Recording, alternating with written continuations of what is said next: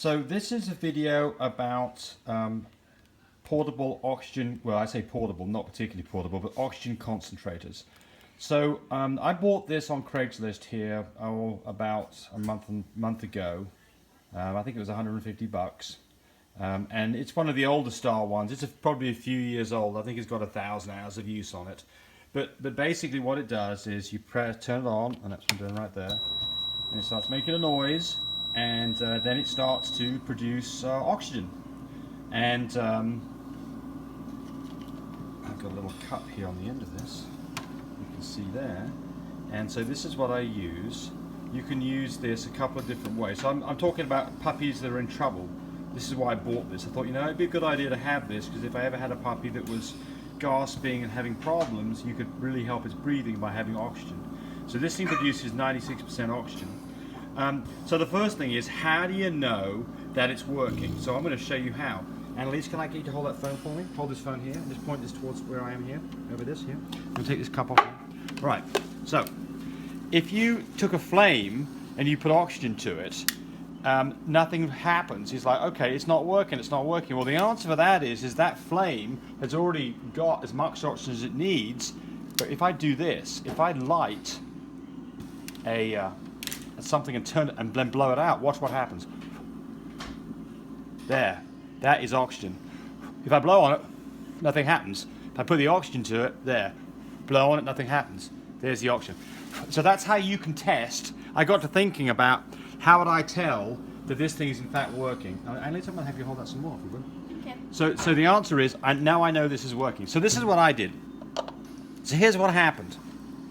And Jayden has a puppy up there. And let's take that little puppy. So this little puppy right here, all of a sudden, was gasping. His tongue had gone white. It was one of those desperate situations. And I had this rig right here. So all I did was I did that. I did that, and the moment I did that, within a few seconds of doing that, that puppy all of a sudden stopped gasping, stopped making nasty noises that it was really in trouble, and after a few minutes his tongue became pink again. And then I took it out and I looked at it, and after about 10-15 seconds the puppy was starting to have problems again. So it's pretty obvious there was something not right with this puppy. So I put it back in, got the puppy comfortable again. And then the problem was, okay, I decided, look, I've got to go to my vet. And I took this thing and I put it in the car with an inverter, and the inverter immediately said, nope, that's too much power, I can't handle that. So I knew I had a problem. So Jayden, I'm going to get you to hand that puppy. By the way, this puppy's completely fine. It was, I'll tell you what happened. So this is what I did. So I needed to go to my vet. So what I took is I took a big garbage bag, but we're just going to do it with this. I took a bar bag and I put this in it. And what happens is that you can see it inflating. And of course what's going on is this machine is producing oxygen, and now I'm getting a supply of oxygen inside this bag. And I mean, it's, you know, I had to work the puppy for a few minutes, work this for a few minutes, so that I could keep the puppy, so the puppy was okay, and at the same time get enough oxygen in the bag that I could make a 15-minute run to the vet. So I'm not going to waste your time with 15 minutes of filling this thing up, but so then what I did is I simply took this connection off, turned this thing around, so I've now got oxygen there, stuck this thing back inside the bag, like that, closed the bag up, and then, Jayden, if you can hold the puppy, put the puppy's head in there, and just gently squeeze on the bag every now and then, just like that. Much bigger bag than this, just did that every now and then, and that gave me plenty of oxygen to get to the vet. Okay, so that's how I did, and then we got to the vet. And here's why I feel like an idiot. The vet looked at the puppy and said, well, he looks like he's congested. And it's sure enough, he had basically both of his nose holes were filled up with snot. And dried snot.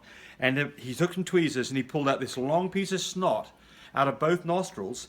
And this little guy was fine. He was absolutely just... And we've been in the business 13 years. And we've been in the business 13 years. So there's a new one for me.